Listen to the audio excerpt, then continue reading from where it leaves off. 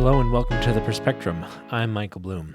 I am flying solo tonight. Nathan was not able to join us, but because it is midterms week, we just had to put out an episode of some kind. So we thought we would go through, eerily reminiscent of last year, not the only deja vu that we'll experience tonight. But we'll go through, talk about where we are currently. There is no final answer yet on the state of the Senate or the House, but we'll do our best to predict where things will end up, do a little bit of interpretation, and then in the coming weeks, we'll be doing more thoughtful analysis on, where to go from here, what the implications are, the drivers of the various, outcomes of this particular election, and trying to understand what the implications might be for future elections. But we'll jump right into it, talking about kind of where we are and where we think we're going to be once all of the dust settles. So in the Senate, one of the more contentious elections of this cycle, the Democrats held 36 seats that were not up for re-election as we head into the midterms. So far, they've secured 12 seats, bringing their total in 2023 to 48 confirmed seats in the Senate. Republicans held 29 seats that weren't up for re-election and have 20 seats called in their favor at this point. So bringing their total for 2023 up to a confirmed 49 seats. If you do your math, you'll realize that there are 3 seats then that are currently not called, which will decide control of the Senate. So whichever party picks up 2 of these 3 seats will control the Senate. Now, note, this does eliminate kind of a long shot Democrat scenario that we were hoping for on the Perspectrum, which is picking up enough seats to make Manchin and Sinema largely irrelevant. But at this point, even if we picked up all 3 seats, we'd have 51 seats, meaning they'd still be in competition essentially to be the most conservative member of the Senate and control a lot of Democratic votes. Okay, so what are these 3 seats which will decide control of the Senate in 2023? First off, we have Arizona. Mark Kelly led in polling for much of the race, but in recent weeks, Republican Blake Masters started catching up. At this point, just 70% or so of the vote has been counted. Now, this is Thursday evening. 70% of the vote has been counted, and Kelly leads by about 5.2 points. He's at 51.5% of the vote compared to Masters' 46.3. Now, I have to say I do feel pretty good about Kelly's chances of retaining that lead, even as the remaining 30% or so of the vote come in. So according to New York Times estimates, the counties with the most votes left to be cast tend to be heavily favored towards Kelly, right? So for example, Pima County, which is the second largest county in the state, they've counted 66% of the vote. And of that 66% of the vote that has been counted, Kelly leads by 25 points. So if the remaining percent of the vote looks anything like the first 66% of the vote in that county, Kelly's taking the county. Again, second largest county in the state. So basically, the counties where Masters leads are, for the most part, their votes are largely counted, or in cases where there is still a large large portion of votes left to be counted, and he's in the lead, the counties are very small. So really, there is a significant kind of lean in Kelly's direction at this point. So, I think Arizona will go to Kelly. Nevada. Nevada's the second available seat here that we wanted to talk about. So in Nevada, Republican Adam Laxalt is currently ahead by about 1.8 points. So 49.4 compared to the Democrat Catherine Cortez Masto's 47.6, right? Which is a pretty big lead. 1.8 points is a pretty big lead with 88% of the vote already counted. Now, it is worth looking at the details of where that remaining 12% of the vote will come from. In 15 of Nevada's 17 counties, Laxalt leads by pretty fucking crazy margins. Like in seven of the 15 counties where Laxalt leads, he leads by more than 50%. Except the thing is, all of those counties combined have an estimated total vote count of 140,000 votes, with 130,000 votes already counted, right? That 140,000 votes is the vast minority of votes in the state.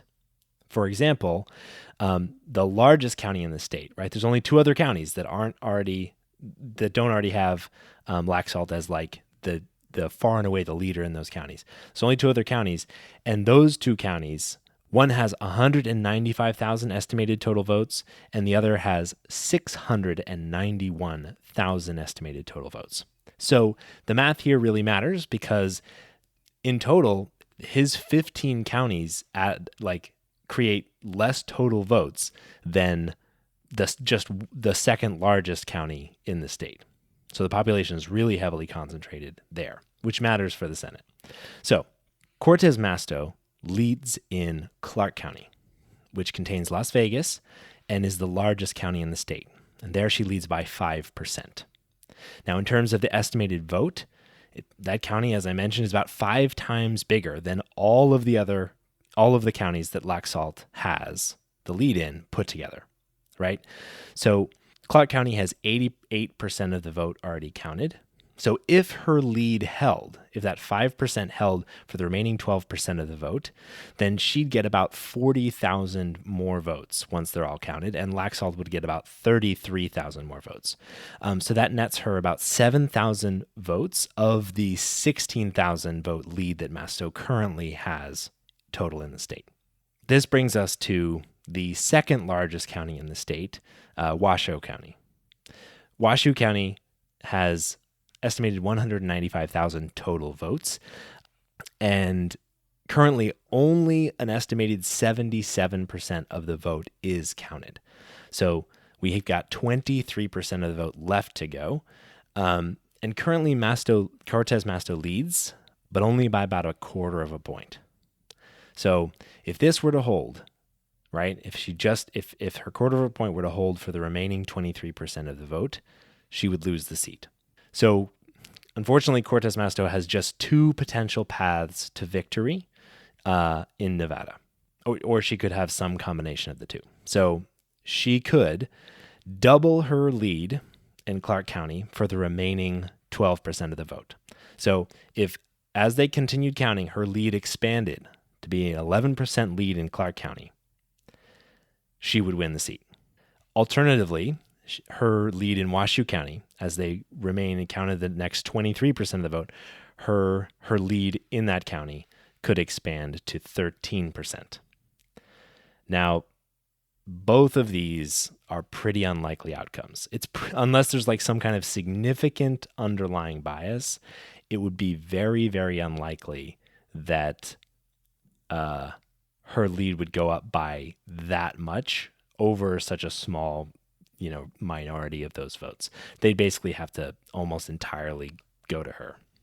So that makes it a pretty sure thing that Nevada will go to the Republican, which putting one more seat in Republicans' favor. So ultimately, in a race very reminiscent of 2020, Georgia, in a runoff election, will decide control of the Senate. So this is the Warnock-Walker race. At this point, 99% of the votes have been counted. In other words, they've all been counted. And neither candidate has over 50% of the vote. Now, in Georgia, that means that the election goes to a runoff. And the reason that's the case is because there's a third candidate. He'll get axed, and we'll have a runoff between the two leaders. So this will occur on December 6th. And yeah, this is deja vu all over again. Now, Warnock, the Democrat, currently leads by 0.9%. But that third-party candidate had about 2.1% of the vote. So that's like if everybody just showed up and voted just how they did, except that 2.1%, that's what we're having to deal with there. But at the same time, given the fact that we'll probably see Arizona called in favor of a Democrat, we'll probably see Nevada called in favor of a Republican, we are looking down the barrel of a runoff election which decides control of the Senate, which means effort, like turnout is going to really matter, and money is going to really matter. So people will be flooding Georgia with attention, just like they did in 2020. Now, it's not a presidential election, so there might be a little bit less emphasis, but we should expect a lot of focus there. And it's a place where, wherever we can, we should put our energy as well. It's a very, very consequential election, and it will be the election which decides control of the Senate. Now, moving on to the House. According to CNN, currently in the House, Republicans have won 209 seats, having flipped 16 seats. This puts them just 9 seats away from House control. Whereas Democrats have a total of 192 seats that have been called for them, and they have flipped 4 seats from Republicans. So there are still 34 seats left to be determined. So of those, Democrats are currently ahead by any margin, right? Even just 0.1% ahead in just 21 states. So if we just stopped counting now and called the elections, Democrats would lose control of the House. Does that seem likely? Yes. But it's worth looking at some of the detail there, because Democrats actually are looking like more favorable on a number of these states. We just are trailing on the ones we've already captured. So we just don't have as many confirmed calls towards Democrats, because we only have 192 called towards Democrats. Republicans have 209 called toward them. So Democrats would have to win 3/4 of the outstanding seats in order for the Republicans not to take control.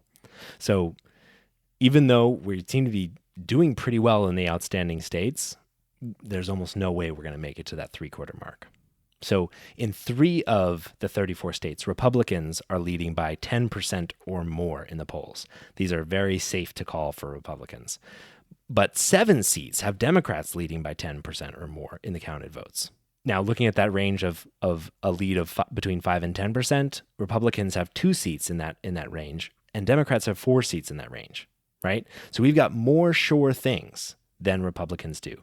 But the idea that we will be able to defend and capture enough seats to get to 75% of the remaining seats seems pretty far-fetched, right?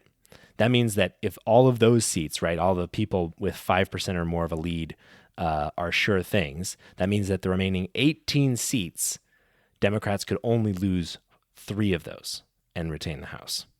So there are 3 House races that are already out there with 94% of the vote counted going towards Republicans, right?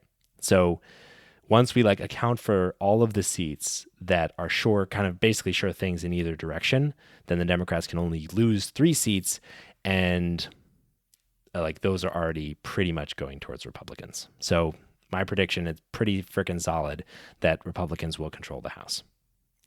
3 other important parts of tonight: governors, state houses, and ballot measures. In terms of gubernatorial races, Democrats won 16 governor's mansions, with an additional 2 that are leaning Democrat, right, that haven't been called yet. Republicans also won 16 governor's races, in addition to 2 that are leaning Republican. In total, 24 governor's mansions will be occupied by a Democrat, and 26 will be occupied by a Republican. And that, as weird as it sounds, is a relative success. We've flipped 2 governor's seats towards Democrats. That's Maryland and Massachusetts.